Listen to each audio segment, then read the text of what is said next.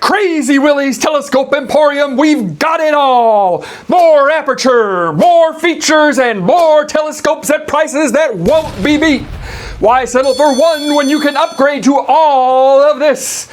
More magnification, done! Bigger scope, sold! Fully loaded, you've got it! Don't forget Crazy Willie's motto, why choose when you can have it all? Here's the thing, you can't actually have it all.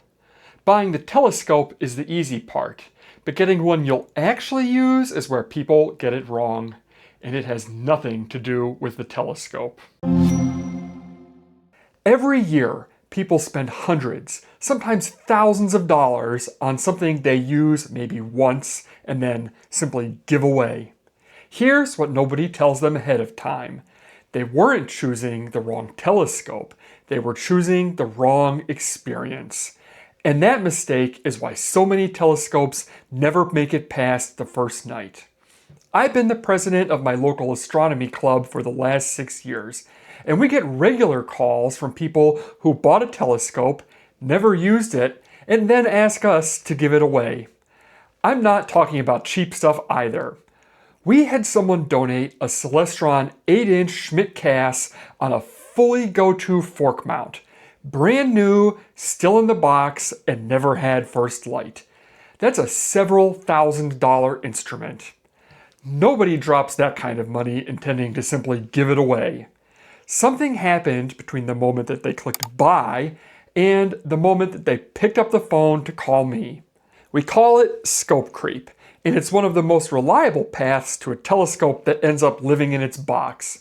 You know you're in it when you start looking at a telescope for $500, but for $800 I can get a few more inches of aperture, and at $1,100 I can add a much sturdier mount. Because you're not actually using it yet, just looking at it on a screen, every upgrade feels like a great idea. So you keep stacking features without ever asking what kind of experience you're actually building, and setting yourself up for disappointment. The reality is, there is no perfect all-around telescope. Somewhere in that process, you stopped shopping for a telescope and started justifying one. To solve for this, many dedicated observers, myself included, own multiple telescopes. Each one serves a different, specific purpose, catering to its individual strengths and weaknesses. At least that's how I explain it to my wife every time a new box shows up. If you want to survive the shopping process, you have to stop looking at telescopes as products and start looking at them as a set of trade-offs. You aren't simply choosing a tool or instrument, you're selecting the experience you want to have under the stars. To get out of the scope creep trap, you have to stop thinking in terms of products and start thinking like you're building a system with a fixed budget of performance points. You can't have a 1,000 horsepower supercar that gets 40 miles per gallon but also rides like a Cadillac. Physics simply won't allow it, and telescopes work exactly the same way. If you like this kind of breakdown, please subscribe. And if you want to support the channel further so I can tackle more frequent and bigger projects, I have 2 membership tiers that each come with some perks. Be sure to check them out. I want to introduce you to what I call the Stargazer's Dilemma. A simple way to understand what you're actually getting out of any telescope. It has 3 sliders, but you only have a fixed amount to work with. Push one up and something else comes down. It's the rule that governs all telescopes. The first slider is brightness. This is the difference between seeing a faint galaxy that's 30 million light years away and seeing, well, nothing at all. This is driven by aperture, the size of the mirror or lens.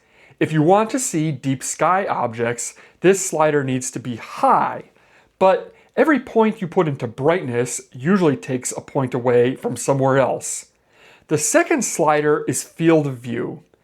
This is how much of the sky you can see at once. A narrow field of view makes finding objects harder, but it teases out subtle detail. A wide field of view lets you see the neighborhood of stars. Are you looking out of a bay window or through a drinking straw? This number is often overlooked, but dramatically affects the views through a telescope. The third slider is ease of use. This is the one that gets overlooked the most. How heavy is the telescope? How long does it take to set up before you actually see something? Because none of the other sliders matter if your telescope is sitting in the garage. Over all of this is your personal budget. A bigger budget gives you more flexibility, but it doesn't change the rules. Even with $5,000, you still have to choose which slider matters the most to you. And I'd encourage you to stay within or below your budget because telescopes are not known to ship with high-performing accessories. So instead of asking what the best telescope is, the question that matters is which of these sliders you value the most. Now that you understand the Stargazer's dilemma, let's look at the relationship between the three major types of telescopes and the sliders. Every telescope design ever made is a different way of approaching those trade-offs. Think of each one as having a different default setting on your sliders. And these aren't fixed categories. Even within each design, you can push those sliders around depending on that specific telescope's design parameters. However, each telescope design does have inherent strengths and weaknesses. If you want to push the brightness slider as far as it can go for the money, Newtonians or reflecting telescopes are what you want. The mirrors inside these are cheaper to manufacture and way less than lenses, so you can get a massive 12 or 14-inch light bucket for the fraction of the cost of either other design at that size. It's also the only design you'll realistically see at very large apertures. Even within Newtonians, there's a great deal of variation. Many are built for wider views, while others for more magnification. It's necessary, though, for the huge ones to have shorter focal lengths just to stay usable, because needing a ladder to get to the eyepiece absolutely kills ease of use. These scopes need periodic collimation, or aligning the optics to keep the image sharp. Truss designs, a common design on larger versions, take this even further, often requiring setup and collimation at every session. Finally, increased size equals increased weight. These scopes ask more from you, and that tax shows up every single time you set up. When it comes to the Stargazer's dilemma, Newtonians make a clear bet. The brightness slider is maxed, and the ease of use slider pays the tax. Next are Catadioptrics, Schmidt Cassegrains, and Maksutovs. These use a folded light path to pack a long focal length into a compact tube. You're getting a lot of capability in a much smaller, easier to handle package. They sit right in the middle of everything. You get solid light gathering ability with apertures usually ranging from 5 inches up to about 14, but at much greater cost than similarly sized Newtonians. The big trade-off here is field of view. Because the folded light path is so long, the views are much narrower. This may not be a problem at all if you're a planetary observer, but it can feel quite restricting on many deep sky objects. This is adjustable by installing a focal reducer lens. Focal reducers can widen the field and make it feel more open. But again, that's the Stargazer's dilemma at work. Focal reducers are expensive, and it's a reminder that you're always trading one thing to gain another. Schmidt Cassegrains also require collimation from time to time, but much less frequently than Newtonians because the system is so stable. Schmidt Casses and Maksutovs are compact, but you'll pay more for the same aperture that you'd get out of a Newtonian, and you'll likely need a very hefty mount to keep it stable. In the Stargazer's dilemma, Catadioptrics sits squarely in the middle. Portability is high, but the field of view and cost are where you really feel it.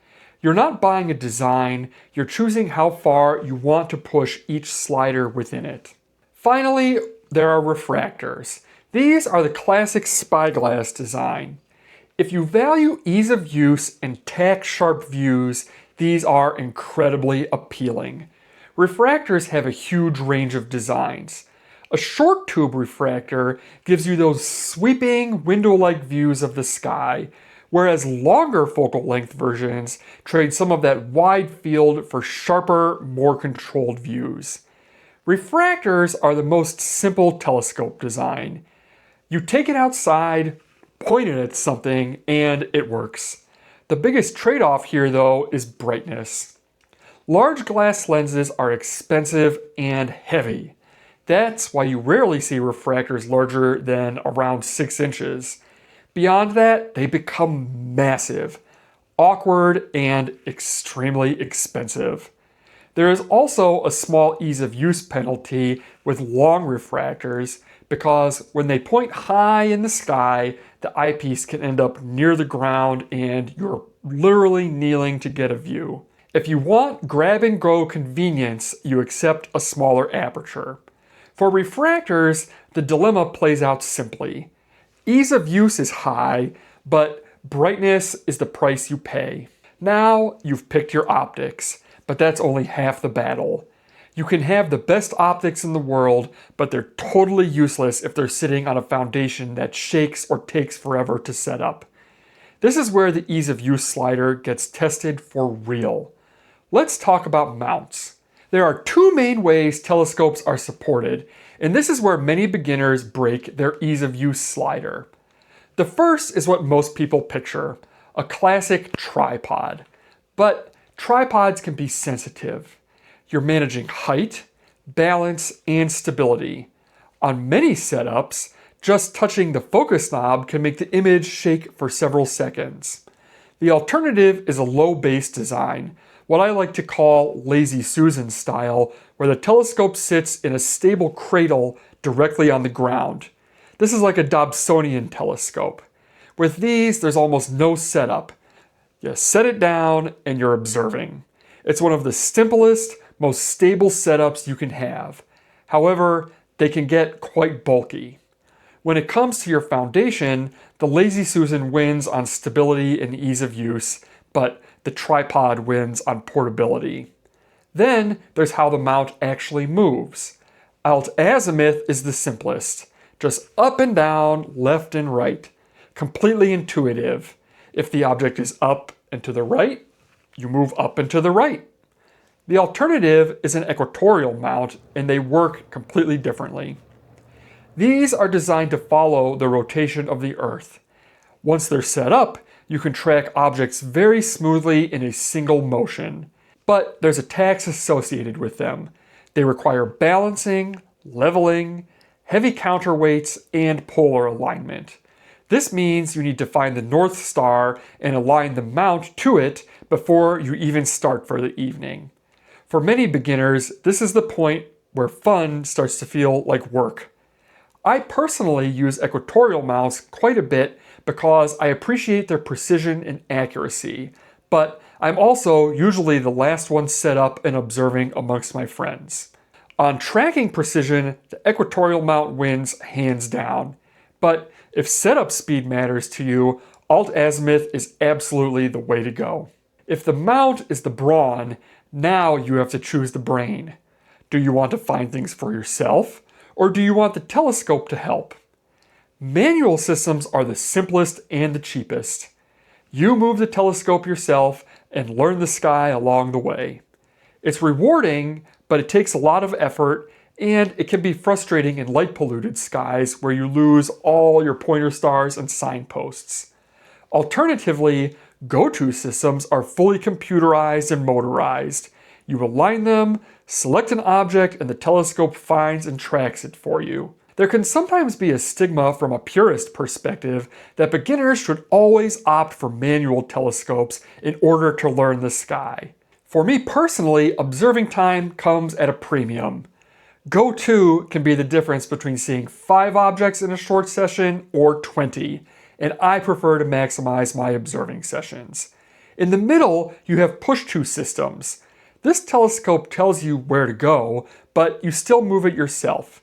And there are newer tools like plate-solving devices like the Pi Finder that can show you exactly where you're pointed, even in light-polluted skies.